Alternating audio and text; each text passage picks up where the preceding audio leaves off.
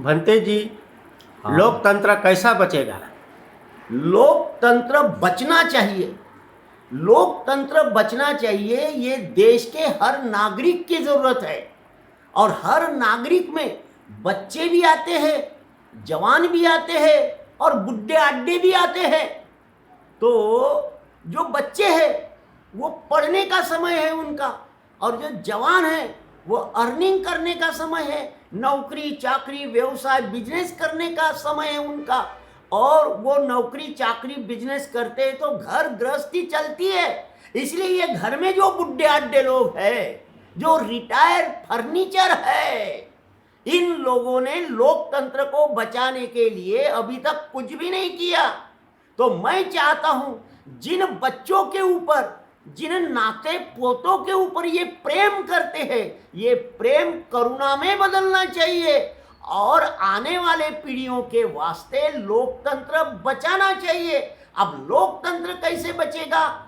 ये बुढ़े अड्डे लोगों ने वोट देने के बहाने जहां ईवीएम रखी है वहां जाना चाहिए और वोट देने के बहाने जाना है और ईवीएम मशीन को पटकना है। अगर ईवीएम मशीन पटकी जाती है, टूट जाती है, फूट जाती है, तो जो इलेक्शन बूथ पे लोग होंगे वो उस बुड्ढे को पकड़ लेंगे या बुड्ढी को पकड़ लेंगे और पकड़ के उनको जेल में ठूस देंगे।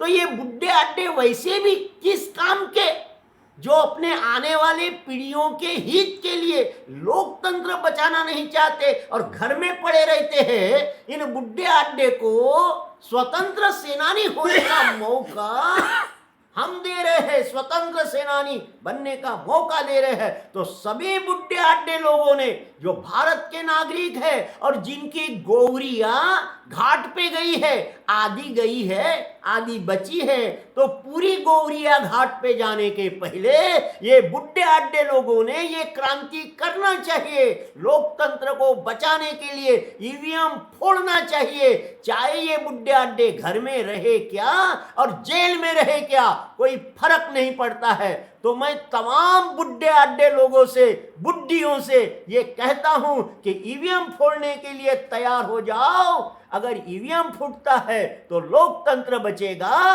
और लोकतंत्र बचेगा तो तुम्हारे बाल बच्चे, आने वाली पीढ़ियां सुख से रहेगी। इसलिए ईवीएम को तोड़ो, तोड़ना पड़ेगा, ये समय की जरूरत है। लोकतंत्र से बढ़कर कुछ भी श्रेष्ठ नहीं है, अपने आजादी से बढ़कर कुछ भी श्रेष्ठ नहीं है। अपने आजादी को बचाने के लिए ईवीएम तोड़ने से अगर आजादी बचती है तो हमने ईवीएम तोड़ना चाहिए, क्योंकि जब हम कभी गुलाम थे और आज भी गुलाम हैं, तो हमारे गुलामगिरी का मतलब है गणतंत्र का न होना। गणतंत्र का न होना यही गुलामी है, और इस गुलामगिरी के खिलाफ हमने ईवीएम तोड़ना है। बड़ी आसान लड़ाई है, बहुत आसान लड़ाई है। ब्राह्मणों को अंग्रेजों से आजादी हासिल करने के लिए बहुत बड़ा काम करना पड़ा, लेकिन हमें ब्राह्मणों से आजादी प्राप्त करने के लिए इतना ही करना है कि ईवीएम को तोड़ना है। समझे? तो ईवीएम को तोड़ो, अपने गणतंत्र को बचाओ, भारत के संविधान को बचाओ, और आने वाले पीढ़ियों के खुशहाली के लिए आप सामने आ जाओ। धन्यवाद।